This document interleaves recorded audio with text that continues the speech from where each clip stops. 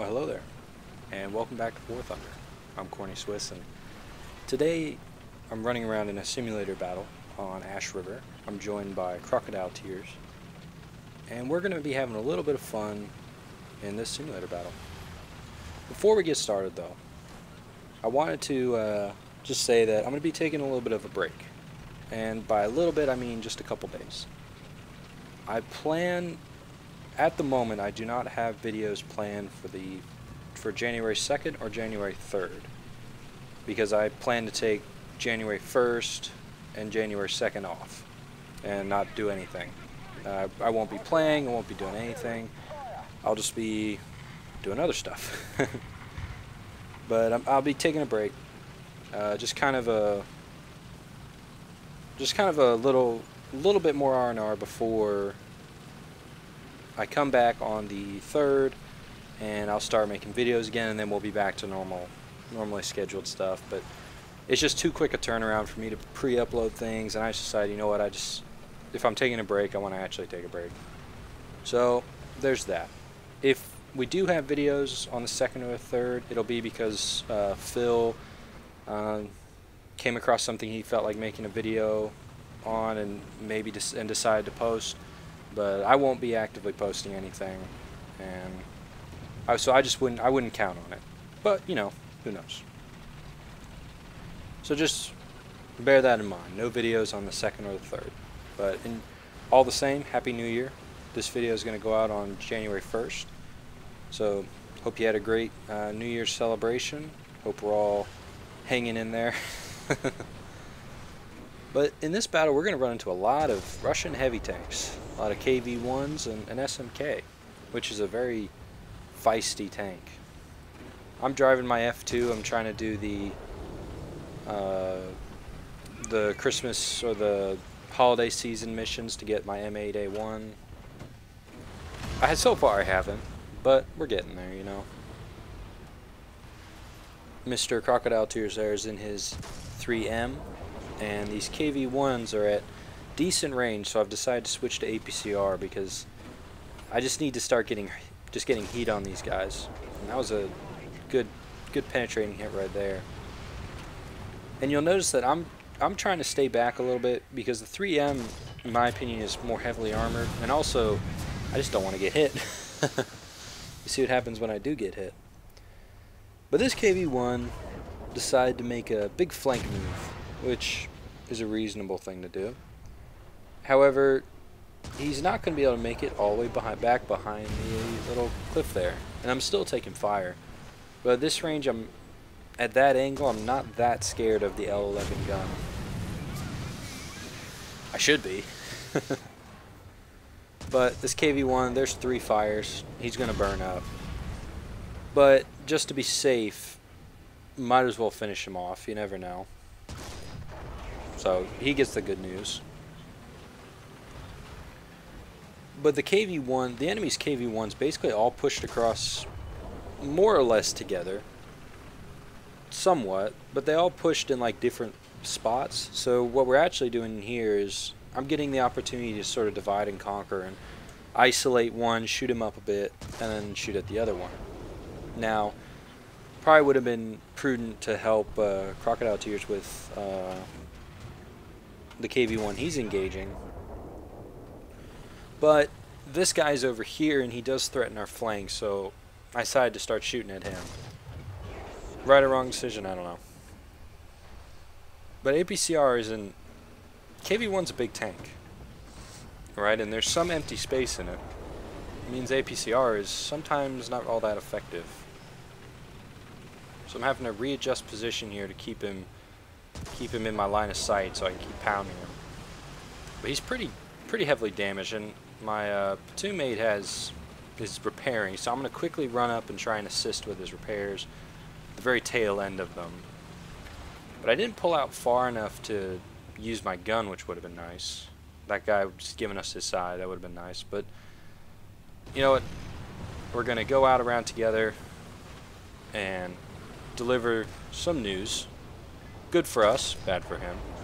He gets it right through the face. And now that's the threats to our immediate, well, no, not exactly. There's an SU-122 coming around the corner somewhere. SU-122 is very, very dangerous. KV-1, another KV-1 on fire. Where's that SU? There he is. SU's a dangerous tank. You don't want to be fooling around with them. And I think what happened there was I damaged his gun and then he fired and blew himself to bits. Shell didn't travel far enough to hit me. My platoon mate's been taken out, which is unfortunate. And the KV-1 I set on fire is just burned up. So we're slowly whittling down their forces here. And KV-1s only get one spawn, so we're eliminating their players slowly but surely. Now there is a heavy tank up there, and it's actually an SMK.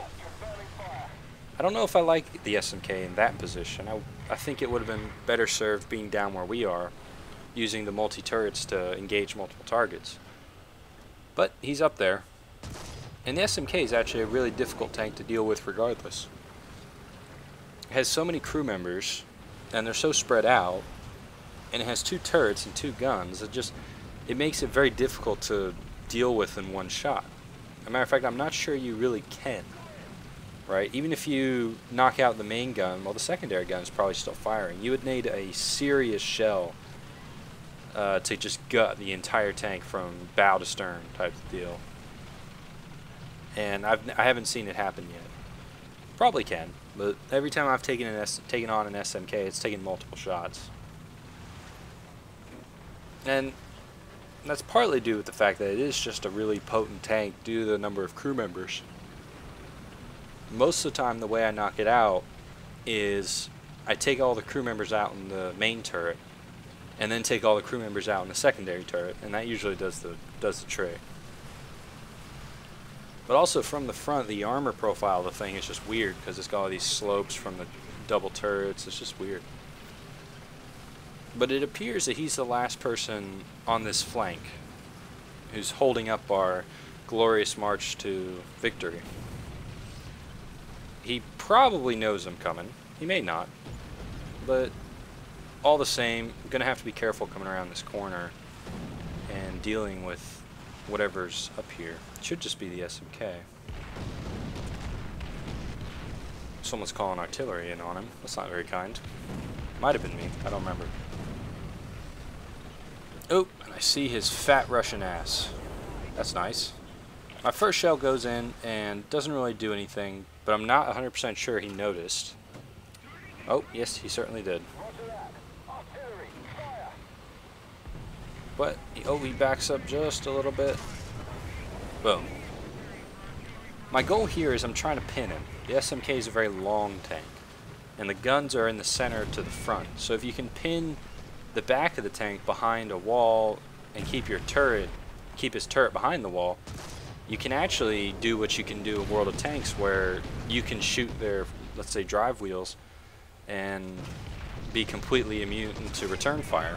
And that's sort of exactly what I'm doing here. I've knocked out his engine and he can't move. So I'm just going to sit here and pound his engine block and make sure he stays on fire. I think I've already burned him twice. So another one will do the trick.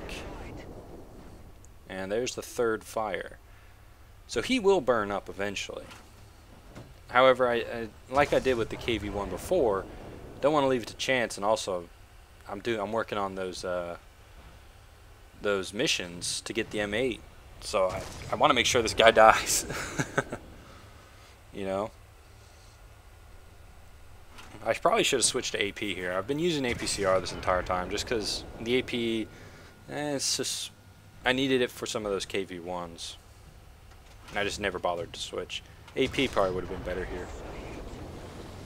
Because he's not angled, really. He's angled, but I can probably adjust that angle at will since he's a sitting duck. The entire back half of his tank's wrecked, and he's slowly burning up. But like I said, there's so many crew members in the thing that it's very difficult to polish off. And he finally explodes, which is nice. So now, this flank is secure. I don't know how many KV-1s had to die, but Many were killed in this game. Now we need to push through their spawn and polish it up. Go to their cap, find the last remaining enemy tanks. We have teammates flanking from the north, and myself, my platoon mate, and a couple other guys coming in from the south. So we're forming a very fine pincer move towards the cap circle, which is always delightful, especially when you have superior numbers and the enemy are on the back foot. Oops. And here I got a little bit of packet loss, not sure why. I'm hardwired into my internet connection, and my internet usually works very well when I'm hardwired. So I don't know why I experienced up to 50% packet loss, but it happens every once in a while. And we're going to poke our way out over here. I don't feel the need to go down there. I don't have a lot of armor. My tank has been hit quite a bit. And I have the gun depression, just shoot merrily from up here. Now here I certainly should have switched to AP, because the side of an SU-122 is no problem for an AP shell. I certainly would have one-shotted if I had been firing AP. However, I'm dumb, and I didn't switch from APCR, just kept pounding away on this guy.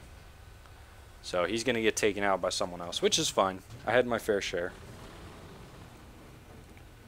I do believe he is the last enemy tank. Yep. There it is. The enemy have no more vehicles. And now we can kind of do whatever we want, which is nice. But this was a pretty fun game. I mean, it was very exciting when we were fighting all the KV-1s. And I mean, the KV-1s, even though the L11 isn't a great gun, it's very durable and can be a very tough target to deal with at close range when its gun is actually kind of effective. But anyway, like I said in the beginning of the video, I'm going to be taking the first and second off, so there won't be any videos on the second or the third, but normal service will resume on the 4th. So thanks for watching. I'm CornyBros. I'll see you next time.